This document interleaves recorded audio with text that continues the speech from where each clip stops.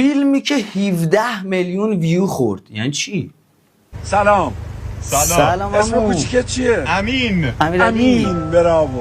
امین جان چون پسر خیلی خوبی هستی، هر وقت دیدی عیال خسته است گو از حمید خلبان و عزیزم در برج مراقبت. بعد یه ذره میگذره بعد جو بده بگو هانی من دارم باهات صحبت میکنم، یه لغت نمیکنم. بعد این دفعه دیگه نشون میده که داره گوش میکنه، میگه امین جان من دارم گوش میکنم بگو.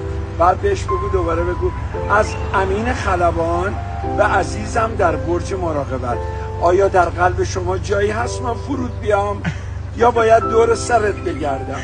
هر دوتاش قشنگه آره. حالا اگه خواستی شیطنت کنی اون وقت بگو من میدونم اون باندو کی اشغال کرد، کار نداره. بعد سری کن، بعد داداش خواهر همه رو بگو دیگه.